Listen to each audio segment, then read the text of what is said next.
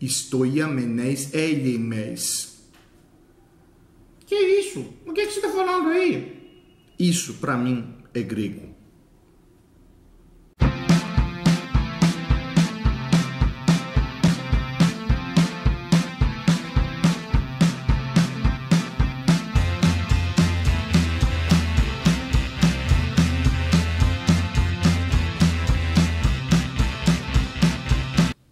E atendendo a pedidos, na videoaula de hoje vamos falar sobre Império Bizantino.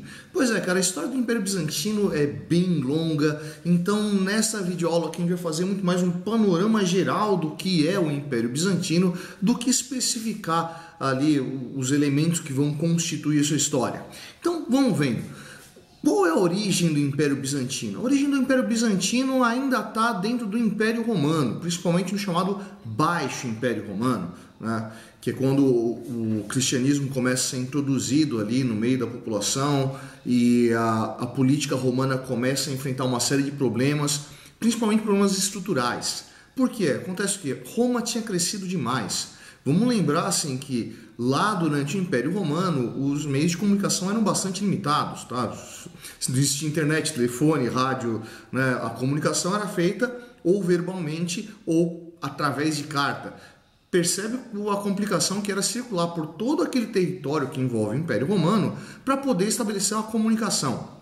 Pois é, justamente porque a comunicação não era das mais simples, as invasões nas fronteiras do Império estavam começando a se tornar muito frequentes.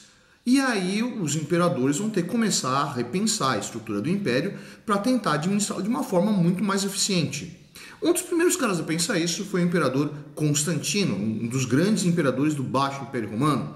E uma preocupação dele foi fazer o quê? Transferir a sede do Império Romano para um local melhorzinho, um local ali que fosse mais fácil de administrar, que pudesse captar maior entrada de recursos e que tivesse menos sujeito a ataques. E que local escolhido foi esse? Foi uma antiga cidade que ficava lá no Estreito do Bósforo, chamada Bizâncio, tanto que é daí que vem o nome bizantino. Bom, onde que está o Estreito do Bósforo? O Estreito do Bósforo está naquela fronteira lá entre o Mar Negro e a entrada ali para o Mar Mediterrâneo, né? Aquela área lá era bastante importante na época, tanto que foi apelidada na época de o Corno de Ouro, né? Por que esse nome de Corno de Ouro? Você pegar um mapa e der uma olhada na formação ali do Estreito do Bósforo, você vai perceber o quê?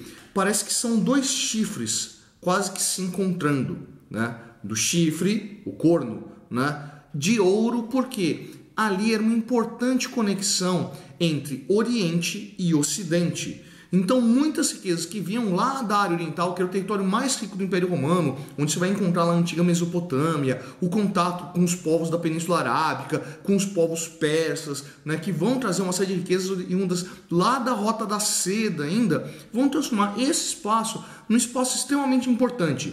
Então Constantino resolve que Bizâncio vai ser a sua nova capital, tanto que ele reforma a capital e estabelece lá a sua sede com um novo nome, um nome em homenagem a ele, Constantinopla, de Constantino, Polis. Polis, a cidade-estado grega. Pô, mas se ele era um imperador romano, por que Constantino, Polis, e não Constantino, Urbe? Né? Por que isso?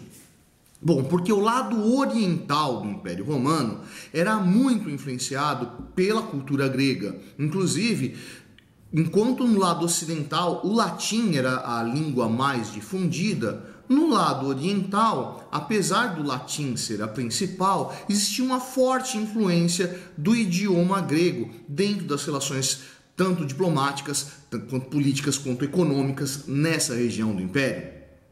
Bom, como eu disse, manter o Império Romano não estava bolinho. Então, Roma, depois de Constantino, durante o transcorrer do Baixo Império, vai tentar passar por uma série de reformulações administrativas para ver se conseguia dar um jeito na organização de Roma. Dessas formas diversas que se tentou, aparentemente a mais eficiente foi dividir o Império Romano em dois. Então, a partir de um determinado momento, Roma estava dividida em dois impérios. O Império Romano do Ocidente, com sede em Roma, e o Império Romano do Oriente, com sede em Constantinopla. Ah, então eram dois impérios independentes? Não. Na prática, funcionavam de forma bastante independente, bastante autônoma, mas ainda eram entendidos como um único império.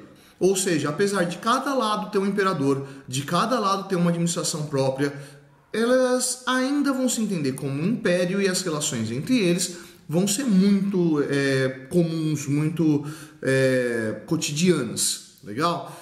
Bom, o problema vai começar a acontecer no finalzinho do Império Romano mesmo, quando começam a vir as invasões bárbaras. Pois é, quando chegam as invasões bárbaras, essa divisão do Império vai começar a se tornar mais clara, certo? Ainda mais quando as invasões começam a funcionar. Porque no lado ocidental, o Império Romano do Ocidente acabou caindo na mão dos bárbaros e foi todo fragmentado numa série de pequenos reinos bárbaros.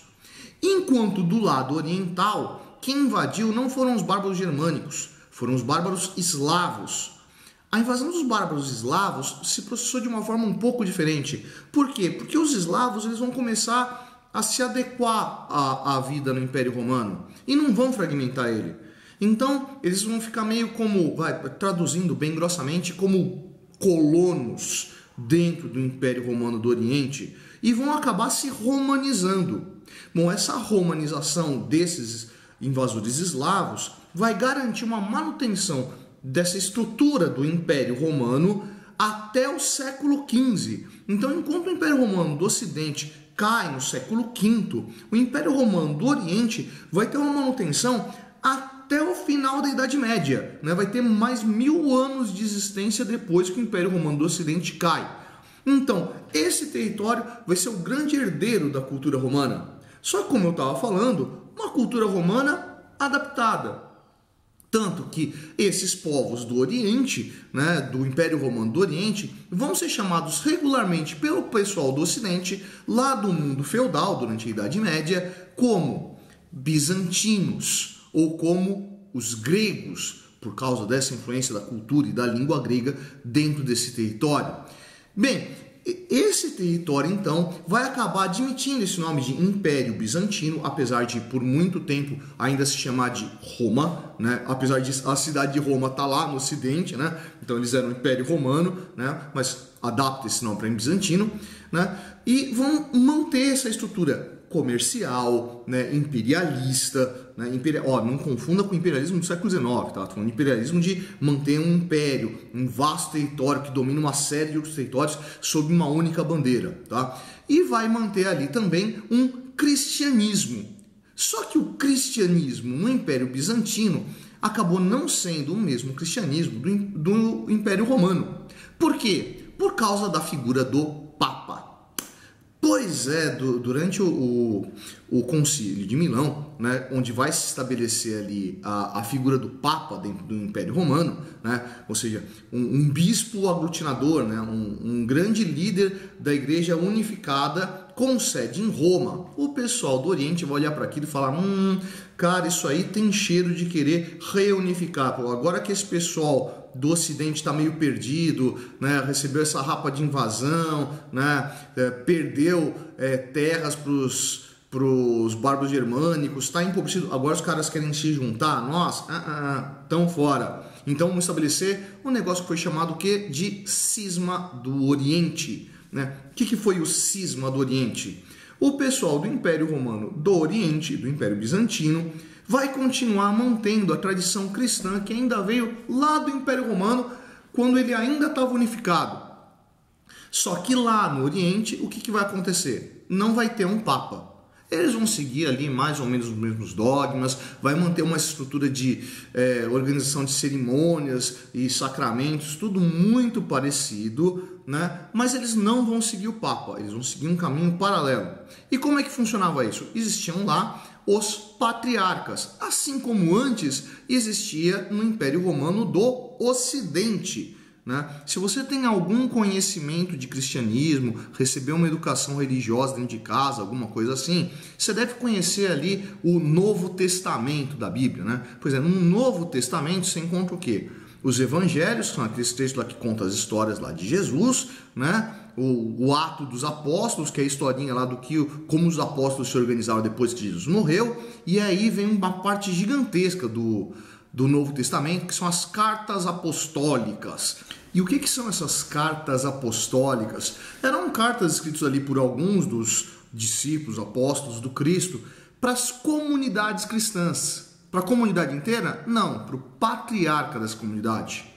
Quem que era o patriarca? Era um líder local, era um cara que conhecia ali regularmente como funcionava a sua comunidade, conhecia como é que eram as relações deles com a fé e via ali a sua forma particular de vida, né? Então existiam grandes guias espalhados ali, né, por todo o Império Romano e até por algumas áreas no norte da África, no Oriente, né, onde existiam comunidades cristãs, né, e cada qual com o seu líder local.